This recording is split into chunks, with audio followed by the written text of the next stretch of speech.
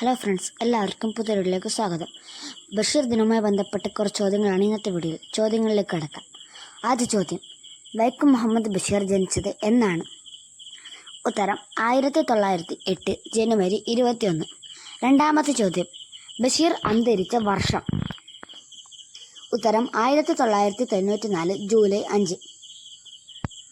മൂന്നാമത്തെ ചോദ്യം, ബഷീർ ദിനമായി ആചരിക്കുന്നത് എന്നാണ്? എല്ലാവർക്കും അറിയാമായിരിക്കും, കഴിഞ്ഞ ക്വസ്റ്റ്യൻ ഇതായിരുന്നു, ജൂലൈ 5. അടുത്ത ചോദ്യം, ബേപ്പൂർ എന്ന സ്ഥലം ഏത് ജില്ലയിലാണ്? ഉത്തരം കോഴിക്കോട് ജില്ലയിൽ. അടുത്ത ചോദ്യം, ബഷീറിൻ്റെ പിതാവിൻ്റെ പേര്? ഉത്തരം കൈ അബ്ദുറഹിമാൻ. ബഷീറിൻ്റെ മാതാവിൻ്റെ പേര്? ഉത്തരം കുഞ്ഞാത്തുമ്മ. അടുത്ത ചോദ്യം, ബഷീർ കുട്ടിക്കാലത്ത് അറിയപ്പെട്ടിരുന്ന പേര്? നിങ്ങൾക്ക് എല്ലാവർക്കും അറിയാമായിരിക്കാം. ഉത്തരം കൊച്ചു മുഹമ്മദ്. അടുത്ത ചോദ്യം, ബഷീർ ബേപ്പൂരിൽ താമസിച്ചിരുന്ന വീടിൻ്റെ പേരെന്തായിരുന്നു?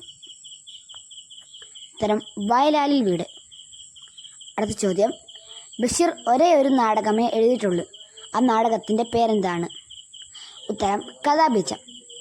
സ്കൂളിലെ LP തലത്തിലുള്ള ക്വസ്റ്റ്യനൊക്കെ ചോദിക്കാൻ വളരെ സാധ്യതയുള്ള ചോദ്യമാണ്. ബഷീറിൻ്റെ മരണശേഷം പ്രസിദ്ധീകരിച്ച നോവൽ ഏതാണ്? ഉത്തരം പ്രേംപാറ്റ. അടുത്ത ചോദ്യം, കേന്ദ്ര സാഹിത്യ അക്കാദമി ഫെലോഷിപ്പ് നേടിയ ആദ്യ മലയാളി ആരാണ്? ഉത്തരം വൈക്കം മുഹമ്മദ് ബഷീർ. അടുത്ത ചോദ്യം, ബഷീറിൻ്റെ ജീവചരിത്ര കൃതിയുടെ പേര്? ഉത്തരം ബഷീറിൻ്റെ ഐരാവതങ്ങൾ. അടുത്ത ചോദ്യം, ബഷീർ രചിച്ച ബാലസാഹിത്യ കൃതി? ഉത്തരം സർപ്പയജ്ഞം. അടുത്ത ചോദ്യം, ബഷീറിൻ്റെ ഏത് കൃതിയിലാണ് മൂക്കൻ കേന്ദ്രമായി കഥാപാത്രമുള്ളത്? ഉത്തരം വിശ്വവിഖ്യാതമായ മൂക്ക്.